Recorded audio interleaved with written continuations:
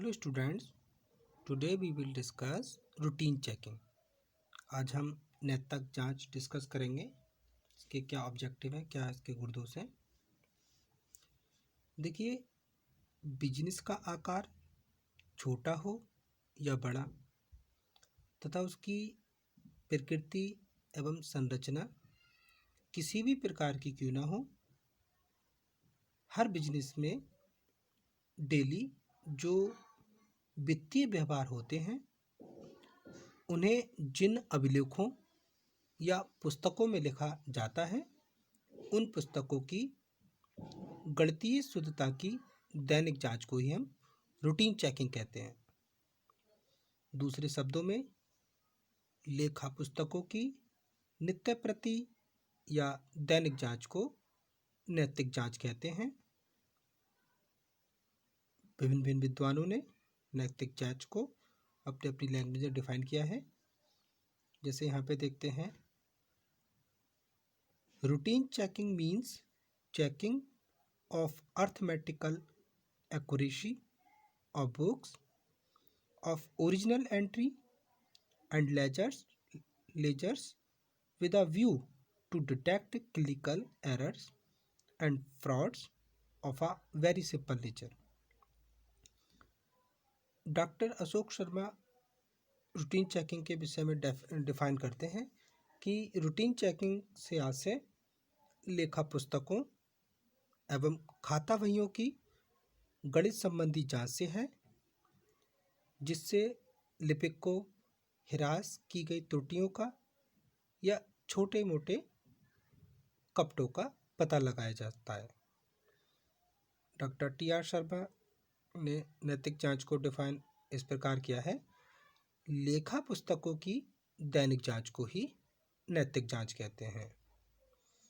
नैतिक जांच से आशय प्रारंभिक लेखों की पुस्तकों तथा खाता बहियों की गणितीय शुद्धता की दैनिक जांच कहलाती है। इन परिभाषाओं के आधार पर हम कह सकते हैं कि रूटीन चेकिंग का आशय प्रारंभिक लेखा पुस्तकों एवं खाता बहियों की प्रारंभिक जांच से है। नैतिक जांच के अंतर्गत कुछ क्रियाएं शामिल करते हैं, जिसमें हम प्रारंभिक पुस्तकों से खाता बही में की गई खतौनी की जांच करते हैं कि हमारी जो प्रारंभिक पुस्तक हैं उनमें से खाता बही में जो खतौनी की गई है वो प्रॉपर वे में की गई है या नहीं। इसके अलावा रोजनामचा व खाता बहियों के योग लगाए जाते हैं, उनका योग लगा के ये चेक किया जाता है कि योग एक्यूरेट है या नहीं। रोजनामचा से खाता बही में योग लगाने के बाद खाता बही में निकाले गए शेषों की जांच की जाती है और फिर उसके बाद जो खातों के शेष निकाले जाते हैं उन शेषों को आगे ले जाने की शुद्धता की जांच की जाती है। विभिन्न लेन देनों से संबंधित प्रमाणकों की जांच की जाती है। तलपट में लिखे गए विभिन्न शेषों की जांच की जाती है और उसके बाद तलपट के योग की जांच की जाती है। क्या ऑब्जेक्टिव होते हैं रूटीन चेकिंग के? तो एक अंकेक्षक के लिए रूटीन चेकिंग करने के कुछ मुख्य उद्देश्य हो सकते हैं, जैसे प्रविष्टियों की गणित संबंधी शुद्धता का सत्यापन करना, खातों की खतौनी एवं शेषों की जांच करना, विशेष चिन्ह के प्रयोग से ये निर्धारित करना कि अंकों को उनकी जांच के बाद बदल तो नहीं दिया गया है। तो इस प्रकार ये कुछ ऑब्जेक्टिव होते हैं जिसकी वजह से हर व्यवसाय में रोजाना के वित्तीय व्यवहार के लिए रूटीन चेकिंग की जाती है। रूटीन चेकिंग से किसी भी व्यवसाय के लिए अनेक लाभ होते हैं, क्योंकि रूटीन चेकिंग एक इजी मेथड होता है। इसके अंतर्गत प्रत्येक लेन देन का प्रमाणकों से मिलान करके जांच प्रक्रिया को संपादित किया जाता है। तो इस प्रकार ये एक सरल विधि होती है। नैतिक जांच से गणित संबंधी शुद्धता का पता चल जाता है। तो इस प्रकार से इसमें अर्थमेटिकल एक्यूरेसी बनी रहती है। नैतिक जांच से खतौनी संबंधी शुद्धता का आसानी से पता चल जाता है, क्योंकि यदि खतौनी में कहीं भी किसी भी प्रकार की कोई गलती हो गई है तो हम उसे रूटीन चेकिंग के माध्यम से आसानी से पकड़ सकते हैं। इट मीन्स ये जो है खातों की जो खतौनी है उसका शुद्धता का ज्ञान हो जाता है। नैतिक जांच के दौरान विभिन्न प्रकार के चिन्हों का प्रयोग किया जाता है, जिसमें यदि अंकेक्षक के बाद कोई व्यक्ति अंकों में किसी भी प्रकार का कोई चेंजिंग करना चाहे तो उसको आसानी से पकड़ा जा सकता है। तो कह सकते हैं कि रूटीन चेकिंग से अंक परिवर्तन असंभव होता है। नैतिक जांच से छल कपट व गबन की जानकारी आसानी से पकड़ में आ जाती है। तो इस प्रकार रूटीन चेकिंग से छल कपट एवं अशुद्धियों की भी जानकारी प्राप्त हो जाती है।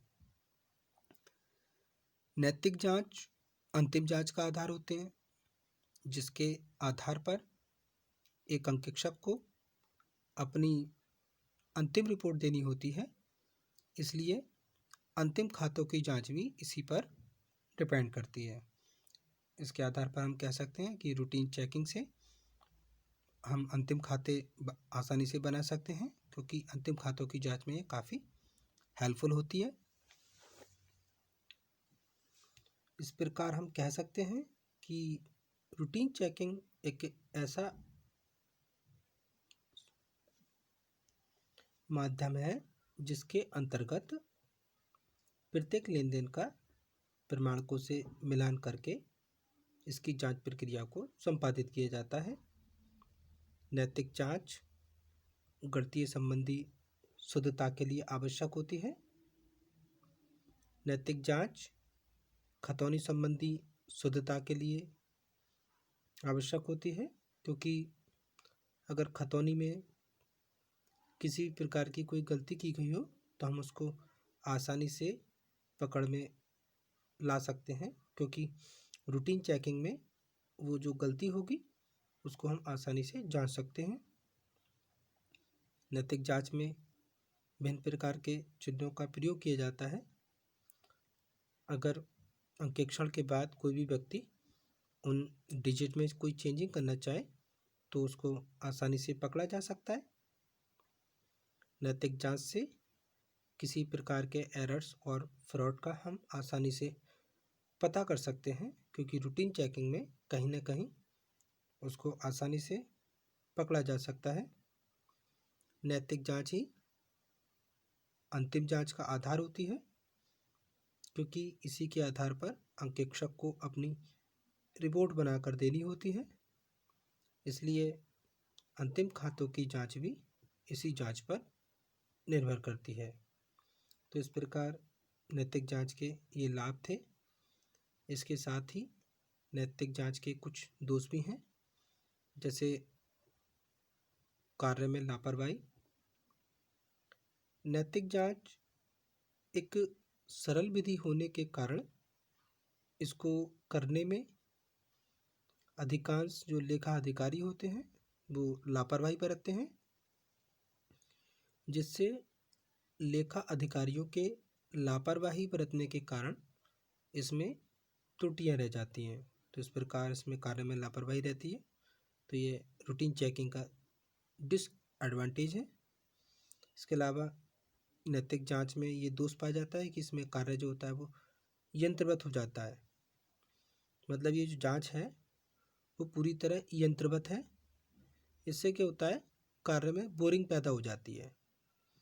इसके अलावा ये कार्य कम योग्यता वाले कर्मचारियों द्वारा किया जाता है।